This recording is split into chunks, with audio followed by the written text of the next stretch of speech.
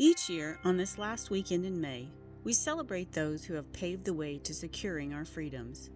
If you've been around this channel for any length of time at all, you've probably noticed that I love to shine a spotlight on women history has sometimes left behind.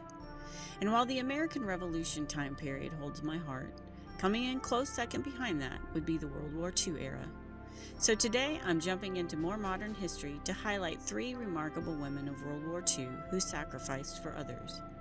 I hope you will join me in honoring them and all other service members this Memorial Day. Ensign Jane Kennedy.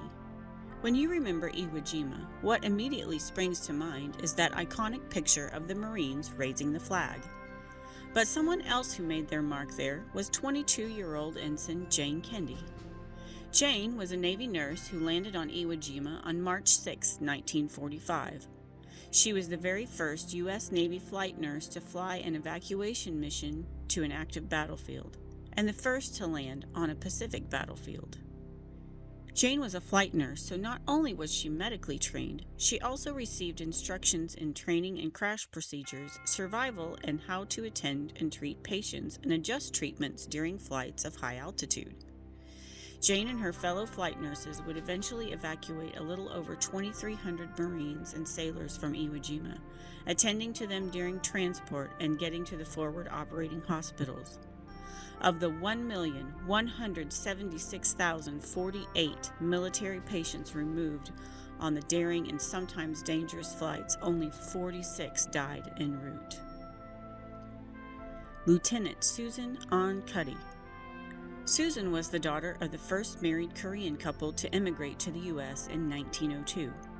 Her father was killed in 1937 on a trip to Korea while speaking out against the Japanese occupation of his home country. When the Japanese bombed Pearl Harbor, Susan and her 2 brothers were determined to join the U.S. in the fight against Japan.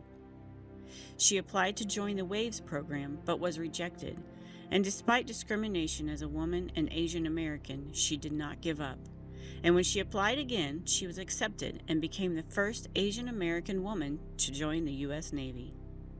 As a graduate of San Diego State University, she became a link trainer and instructed aviators in air combat tactics. She would also go on to become the first female gunnery officer in the Navy and taught the aviators how to fire a .50 caliber machine gun. She would go on to work for the U.S. Navy Intelligence, the Library of Congress, and worked on many top-secret projects for the Department of Defense. She passed away in 2015 at the age of 100, and to this day, many of her accomplishments are unrivaled.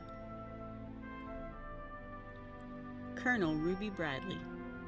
Ruby Bradley entered the Army Nurse Corps in 1934 as a surgical nurse, but by the time she would leave the Army 29 years later, it would be as the most decorated woman in U.S. military history. In 1939, she was serving at Camp John Hay in the Philippines when she was taken prisoner by the Japanese 3 weeks after the attack on Pearl Harbor.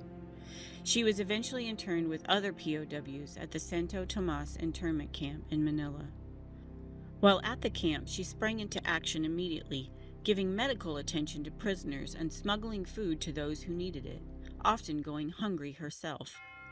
During her 37 months as a prisoner of war, she assisted in 230 operations and helped to deliver 13 children. She lost so much weight that she was able to easily smuggle medical equipment and supplies into the camp by hiding them under her clothes. By the time the camp was liberated in 1945, Ruby weighed only 84 pounds. After the war, she continued in her Army career and earned her Bachelor of Science degree and would also serve in the Korean War, eventually earning the rank of colonel before her retirement.